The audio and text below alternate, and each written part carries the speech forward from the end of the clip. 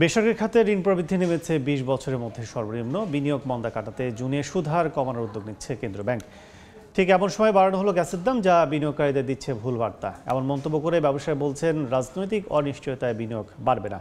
আর এ নিয়ে প্রতিবেদনটি আমরা দেখেছি এর আগে। এ নিয়ে আলোচনার জন্য আমাদের সঙ্গে স্টুডিওতে আছেন Bangladesh textile mill association BTM এর সহ সভাপতি মোহাম্মদ সালেউজ্জামান খান। এ সময় বাড়িতে আপনাকে স্বাগত জানাচ্ছি। ধন্যবাদ। আমরা আলোচনায় সরাসরি চলে যাচ্ছি। সেটি হচ্ছে যে বিনিয়োগ পরিস্থিতি যে অবস্থা সর্বনিম্নতে চলে আসছে গত কয়েক বছরের মধ্যে, এখন কি পরিস্থিতি দেখছেন সামনের দিনে? দেখেন, আপনি যদি এই বছরটা আপনাকে দেখেন যে 7 মাস যাবৎ কোনো ব্যাংক থেকে কোনো বিনিয়োগ কিন্তু হয় না নতুন।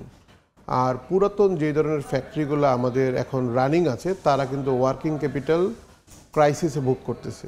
তো নতুন বিনিয়োগ আসার জন্য যে পরিবেশ দরকার বাংলাদেশে, সেই পরিবেশটা এই মুহূর্তে আমরা মনে করি বিদ্যমান নাই।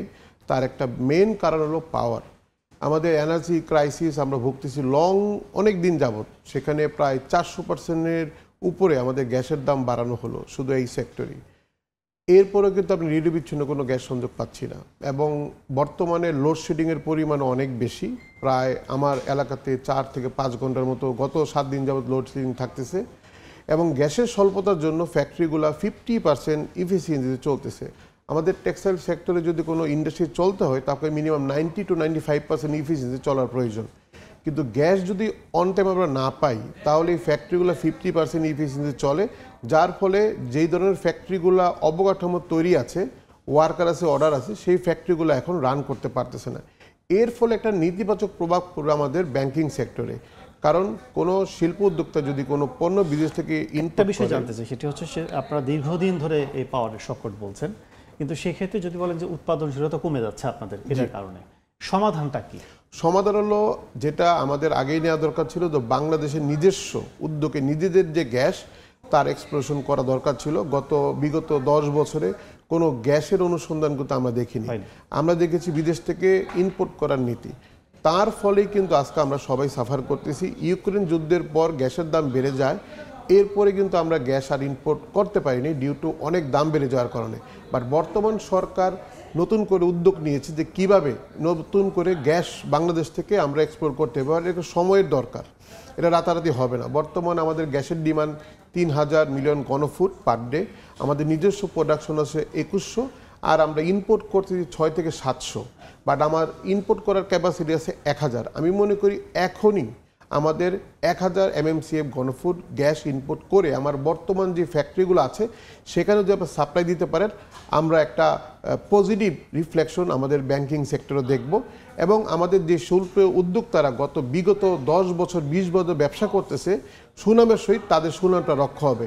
এবং নতুন উদ্যোক্তা পাওয়াটা এই মুহূর্তে কঠিন, কারণ আপনার এখানে যেই উদ্যোক্তারা অলরেডি তাদের ফ্যাক্টরি চালাতে পারতেছে না, যদি আপনার তাদেরকেই তাদের যেই বিদ্যুৎ বা গ্যাস সরবরাহ করা, আমি মনে করি এখান থেকে আমাদের প্রতি বছর 10 থেকে 15% গ্রোথ আমরা এখান থেকে দিতে পারবো।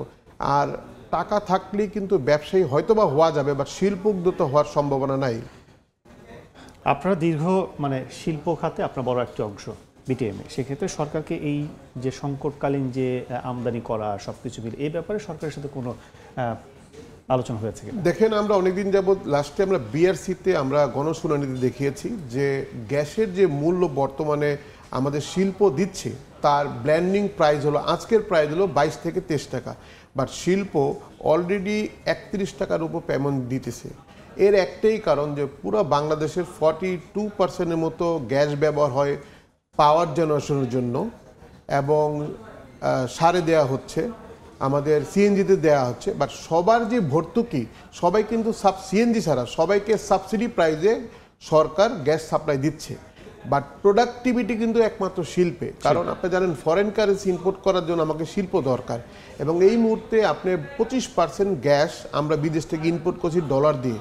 যদি এই গ্যাসটা আপনি সঠিক ব্যবহার করতে না পারেন, কোনো প্রোডাক্টিভ খাতে ব্যবহার করতে না পারেন, তাহলে ভবিষ্যতে আপনি এই গ্যাস কেনার জন্য যে ডলার প্রয়োজন, তার স্বল্পতা আপনি ফিল করবেন। তাই আমরা গভর্নমেন্টের সাথে বারবার যোগাযোগ করে বলেছি যে শিল্পে নিরবিচ্ছিন্ন গ্যাসের ব্যবস্থা করেন। মাত্র 17% আমরা ক্যাপটিভ জেনারেটর ব্যবহার করি, আর 18% আমরা শিল্পে ব্যবহার করি। এই 35 to 36% গ্যাস আপনি যদি এনশিওর করেন, আমরা গ্যারান্টি দিয়ে বলতে পারি বাংলাদেশের ডলারের ক্রাইসিস হবে না। প্রাইস বাড়ানোর ক্ষেত্রে কি প্রভাবটা পড়বে? প্রাইস বাড়ানোর ক্ষেত্রে এখানে একটু আমি দ্বিমত করতেছি প্রাইস বাড়ানোর ক্ষেত্রে, কারণ বর্তমানে যে প্রাইসটি আমরা দিচ্ছি তা কিন্তু আমাদের ইনপোর্ট প্রাইসের থেকেও বেশি, মানে ব্ল্যান্ডিং প্রাইস থেকে দিচ্ছি। আর আমরা প্রতিযোগিতা বিশ্বে কিন্তু আমরা ব্যবসা করি, যারা এক্সপোর্টার, আমাকে ইন্ডিয়ার সাথে, চায়নার সাথে, পাকিস্তানের সাথে প্রাইসে কম্পিটিটিভ করেই কিন্তু আমাকে একটা পণ্য বিক্রি করতে হয়। যখন বিদেশিরা দেখবে বাংলাদেশের প্রোডাকশন কস্ট অন্য দেশের তুলনায় বেড়ে গেছে, তখন তারা বাংলাদেশ থেকে তাদের প্রোডাক্টটা ইম্পোর্ট করা বন্ধ করে দিতে পারে, এবং আমি মনে করি লং টার্ম একটা নেতিবাচক প্রভাব আমাদের দেশে পড়বে। এতে নতুন বিনিয়োগ তো দূরের কথা, আপনার যে প্রেজেন্ট বিনিয়োগ করা আছে তাকে রক্ষা করাটা কঠিন হয়ে যাবে। তাই আমি মনে করি এক্সপোর্ট ওরিয়েন্টেড ইন্ডাস্ট্রির ক্ষেত্রে আপনাকে ভিন্ন প্রাইস দেওয়া উচিত, যার ফলে আপনি ডলার কিন্তু আয় করতে পারবেন। এবং এক্সপোর্ট ওরিয়েন্টেড ইন্ডাস্ট্রি যদি আপনার চলে, তাহলে আপনাকে ডলারের স্বয়ংসম্পন্ন হবেন, যার দ্বারা আপনি ভবিষ্যতে গ্যাসও ইম্পোর্ট করতে পারবেন। কারণ অন্য ইন্ডাস্ট্রি আপনার বাসা বাড়িতে গ্যাস প্ল্যান দিচ্ছে, আমি তার বিপক্ষে না, বাট সেখান থেকে আপনি কোনো ডলার কিন্তু আনতেছেন না। আপনাকে যদি ইম্পোর্ট করেন ডলারের প্রয়োজন, টাকা দিয়ে আপনি সেই প্রয়োজন ফুলফিল হবে না।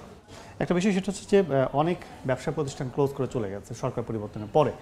এখন সেটা কি হাওয়াই মিঠার মতো ফুলে ভোপে তারা ব্যাংক থেকে টাকা বের করে নিয়ে চলে গেল, আর আপনারা যারা লিগে যারা ব্যবসায় এখন টিকে আছেন তারা ব্যবসা করছেন, সেক্ষেত্রে আসলে এখন ব্যাংকিং সেবা থেকে সার্বিক এই সেবাগুলো কীভাবে পাচ্ছেন আপনারা? দেখেন, সমাজে ভালো খারাপ সব ধরনের লোক, সব ধরনের প্রতিষ্ঠান পৃথিবীর সব দেশে আছে।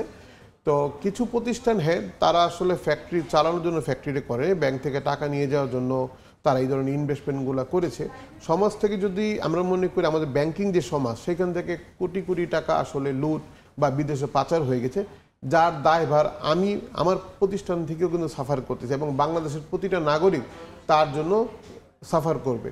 এখন যারা সত্যিকারের ব্যবসায়ী তারা ব্যাংকিংয়ের ফ্যাসিলিটি পাচ্ছে না, তারা সাফার করতেছে।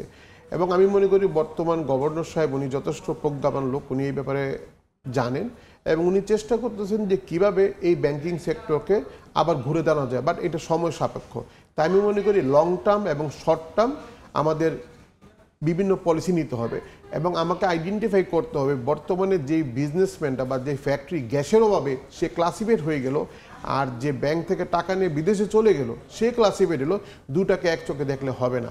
তাই গভর্নমেন্টকে খুব ভালোভাবে এই জিনিসটা অ্যাকনোলেজমেন্ট করে যে ফ্যাক্টরিগুলা গ্যাস বা তার ব্যবসায়িক লসের জন্য প্রবলেম ফেস করে তাদেরকে উত্তোলন করে ওই ফ্যাক্টরিগুলোকে চালু করার ব্যবস্থা করতে হবে। যুক্তরাষ্ট্রের ট্যারিফ নিয়ে যদি কথা বলি, ট্যারিফের প্রভাবটা কীভাবে দেখছেন? যুক্তরাষ্ট্রের প্রায় ট্যারিফের প্রতিদিন আপনারা জানেন নতুন নতুন ট্যারিফ আসতেছে, আমরা প্রতিদিন বিশ্ব মিডিয়া দেখতেছি।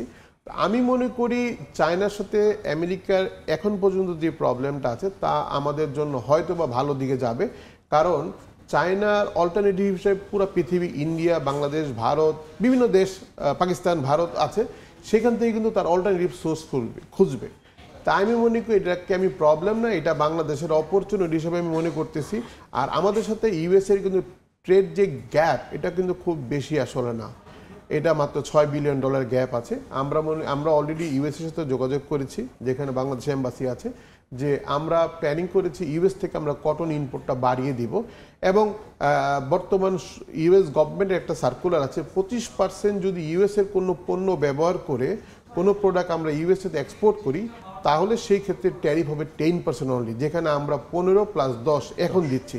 তা আমি মনে করি বর্তমান সরকার এ ব্যাপারে নলেজেবল, ওনাদের সাথে আমেরিকার ভালো সম্পর্ক আছে, আমরা এটাকে হাইলাইট করতে পারলে আমাদের বাংলাদেশে ইউএসের এক্সপোর্টটা হয়তো বা বেড়ে যাবে। বাট সেই ক্ষেত্রে আমাকে অবশ্যই আমাদের বিদ্যুৎ এবং গ্যাসের সাপ্লাই আনইন্টারেপ্ট লাগবে, আনইন্টারেপ্ট না হলে দেখা যাবে ভালো ভালো কোম্পানি বন্ধ হয়ে যাবে। ছোট্ট করে জানতে চাই, ভারত থেকে সুতা আমদানি বন্ধ, ইউএস থেকে আপনারা বাড়াতে চাচ্ছেন, সেক্ষেত্রে দেশীয় শিল্প কি অবস্থা দাঁড়াবে? খুব ছোট্ট করে। ভারত থেকে সুতা আমদানি কিন্তু বন্ধ না, এটা একটা মিস আইডিয়া। ভারত থেকে সুতা আমদানি ওপেন আছে, যেটা বাই সি পোর্টে।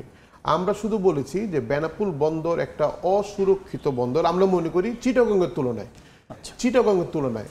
তাই আমাদের কাছে তথ্য আছে, যেটা আমরা আপনাদের মিডিয়ার মাধ্যমে দেখেছি, যে বেনাপুল বন্দর দিয়ে যখন সুতা আসে মিসডিক্লারেশন হওয়ার সম্ভাবনা বেশি চিটাগংয়ের তুলনায়, এবং সেখানে পার্সপেন অ্যালাউ করা আছে, যে জন্য বিভিন্ন হায়ার কোন মাল বাংলাদেশে বিভিন্ন জায়গায় বিক্রি হচ্ছে। আমরা শুধু বলেছি বেনাপুল বন্দরটা আপাতত বন্ধ রেখে চিটাগং বন্দরের মাধ্যমে যাতে সুতা আমদানি হয়। এবং আমাদের দ্বিতীয় দাবি, চিটাগং বন্দর দিয়েও যত সুতা আসবে তা যাতে চেক করা হয়, এবং চেকের নামে যাতে হয়রানি না করা হয়। তবে শুধু বেনাপোলে বন্ধ থাকবে, শুধুমাত্র বেনাপোল, বাইরেও বন্ধ। অনেক অনেক ধন্যবাদ আমাদের সাথে এই স্মৃতি এসে আলোচনায় যুক্ত হওয়ার জন্য। ধন্যবাদ আপনাকে। দর্শক, আলোচনা করছিলাম বিনিয়োগ পরিস্থিতি এবং সার্বিক ব্যবসা বাণিজ্য সম্পর্কে। আমাদের সাথে আলোচনায় যুক্ত ছিলেন বিটিএম এর সহসভাপতি সালেউজ্জামান খান।